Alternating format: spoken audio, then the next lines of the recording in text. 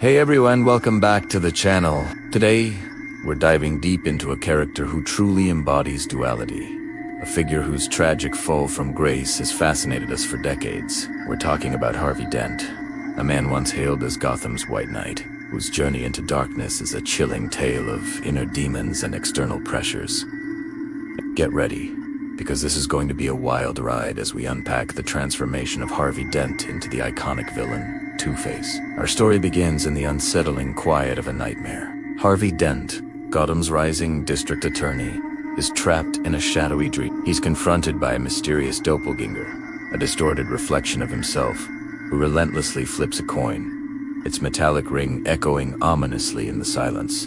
The tension builds, the air thick with an unspoken threat, until just before Harvey jolts awake, the figure leans in close, its voice a chilling whisper. "It's time, Harvey. It's time." What do you think that means? A prophecy?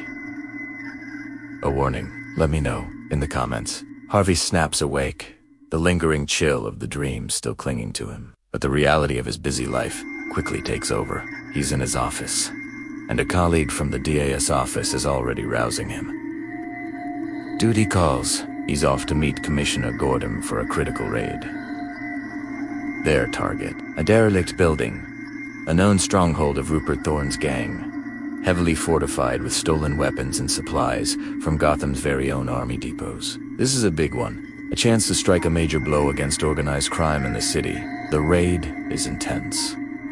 Thorne's gang is no joke, and they're heavily armed. But with the unexpected, silent, and incredibly effective assistance of the Batman, the operation is a success. The gang is apprehended, their criminal enterprise temporarily dismantled.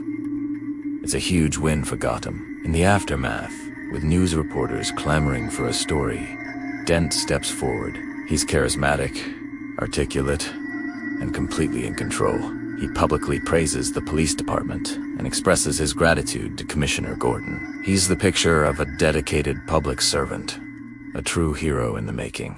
But just as Harvey is basking in the glow of this victory, a moment that should have been his triumph takes a dark turn. One of the captured thugs, defiant and sneering, taunts Dent, promising that he and his cohorts will soon be free. With a malicious kick, he splashes a puddle of mud directly onto Harvey as a pristine sweet. And that's when it happens. To the horror of everyone present, Dent, the composed DA, snaps. He goes absolutely berserk with fury, launching himself at the handcuffed man, his face contorted with rage. It takes several officers to pull him off the struggling criminal. Then, just as suddenly, it's over. Dent inexplicably reverts to his amiable, courteous self, as if nothing had happened. He seems to have no memory of the violent outburst, leaving everyone around him stunned and deeply unsettled. Meanwhile, across town, Rupert Thorne is absolutely Dent's relentless actions have severely crippled his interests in Gotham. He turns to his cunning mole, Candace, and commands her to dig up something, anything, dirty about Dent's past. He wants to expose the DA, despite his seemingly spotless public record. Thorne is a dangerous man, and he plays dirty. Not long after, the city learns a frustrating truth. Thorne's men, the very same criminals Harvey had helped apprehend, have been released due to a lack of evidence. The reason? Obvious bribes paid by Thorne himself. This news hits Dent hard. He has another violent outburst in public, his composure shattering once more. Bruce Wayne, who happens to be nearby, tries to intervene to calm his friend. But Dent shouts him away, consumed by a volcanic rage. It's only the calming presence of his fiancée, the compassionate grace, that manages to bring him back from the brink. Concerned by these increasingly disturbing episodes, Bruce Wayne, ever the observant friend, advises Harvey to seek psychiatric help. Harvey is initially reluctant. He's in the middle of a heated re-election campaign, and appearing vulnerable is the last thing he wants. But the gravity of his outbursts and Grace's gentle urging eventually convince him. He agrees to therapy, but insists it must be kept secret. Under the hypnotic guidance of Dr. Nora Crest, in sessions secretly eavesdropped upon by Thorne's mole, Candace, a chilling truth begins to emerge. An alternate personality surfaces, a darker, more aggressive entity. This new personality, which gleefully dubs itself Big Bad Harv, begins flipping a coin over and over again, mimicking the nightmare figure. It mocks Dent, calling him a wimp, dismissing his good intentions and his carefully constructed public persona. Dr. Crest tries to reason with this violent manifestation to understand its origins. But Big Bad Harv is utterly uncooperative. It refuses to relinquish control, refusing to let Mr. Goody-Good take over. The session spirals out of control, and Dr. Crest is nearly thrown from her own office window. In a desperate move, she snaps her fingers, breaking the hypnotic trance. Harvey Dent resurfaces, shaken and disoriented, but back in control. He shakily agrees to continue the therapy sessions, but again, under the strict condition of absolute secrecy. The re-election campaign continues, and Harvey, with a strained smile, delivers a passionate speech, projecting an image of strength and dedication. But the shadows are closing in. Afterward, he receives a chilling call from Rupert Thorne. Thorne summons him to a meeting, his voice laced with menace, threatening to expose Harvey's secret if he doesn't comply. Batman, ever vigilant, notices Dent's strange behavior, the tremor in his hands, the distant look in his eyes. He knows something is wrong. Changing into Batman, Bruce follows Dent. The trail leads him to an abandoned chemical plant, a desolate and dangerous place. Inside, Thorne and his gang are waiting. They confront Dent, not with threats of future exposure, but with concrete evidence. Candace has done her job. Thorne reveals records from Harvey's childhood, a forgotten incident where a young Harvey fought back against a bully. The bully was later hospitalized, though in reality, it was for appendicitis. A convenient coincidence, but the psychological damage was done. Dent, terrified of his own anger, repressed it so completely that it festered, building up over the years until it had become a whole other personality. Thorne, holding the psychiatric file, relishes his victory, threatening to expose everything unless Dent complies with his agenda. The air is thick with tension, but then an odd calm settles over Dent.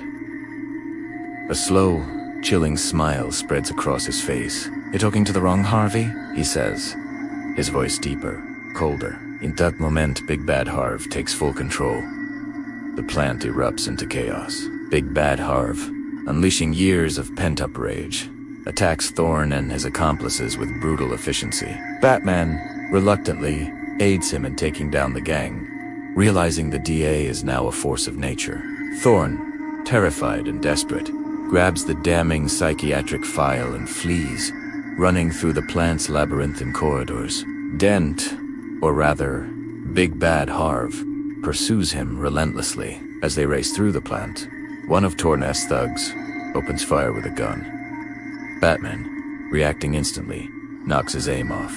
The stray bullet, instead of hitting its intended target, strikes an electrical switchboard. Live cables snap and thrash, one falling directly into a vat of volatile chemicals situated beneath the catwalk, where Dent is now pursuing Thorne. The ensuing explosion is deafening, tearing through the catwalk and sending debris flying. Harvey, caught in the blast, tumbles headfirst into the chemical vat. Batman, horrified, watches as the man's scorched side emerges from the toxic brew. Harvey Dent, Gotham's shining DA, is rushed to the hospital, his life hanging by a thread. Bruce Wayne is deeply worried, not just about the physical injuries, but about the profound mental scars that this trauma will surely leave. Meanwhile, Rupert Thorne, thinking Dent is finally out of his hair, breathes a sigh of relief. He couldn't be more wrong. At the hospital, the doctor carefully removes Harvey's bandages. He tries to prepare Dent for the inevitable, confessing that there will be some scarring. But when the final bandages are gone, both the doctor and the nurse recoil in sheer horror. Dent demands to see a mirror, but they hesitate, their faces a mask of terror. Just then, Grace, carrying a bouquet of flowers, walks down the hall towards Harvey's room, her heart filled with hope. She hears a horrible scream, a sound of unimaginable agony, and then sees Dent bolt from his room, clutching his face in torment. He turns at the sound of her voice, and she sees him. One side of his body, a from head to toe, is grotesquely scarred, melted and disfigured by the chemicals. He is half human, half monster, a grotesque parody of the man she loved. Grace faints, dead away, the flowers scattering on the cold floor. Dent, muttering a rueful, heartbroken farewell to his old life, to Grace, to everything he once was, disappears through the hospital's window, leaving behind only shattered hope and a chilling legacy. And that, my friends, is the terrifying origin of Two-Face. What started as a struggle against inner demons, amplified by the corruption of Gotham, ended in a horrifying physical transformation that mirrored his fractured psyche. It's a powerful reminder that sometimes the greatest villains aren't born, but created through tragedy and trauma. What are your thoughts on Harvey Dent's transformation? Do you think he could have been saved? Let me know in the comments below. If you enjoyed this deep dive, please give this video a big thumbs up, subscribe to the channel for more content like this, and hit that notification bell so you don't miss our next story. Thanks for watching, and I'll see you in the next one.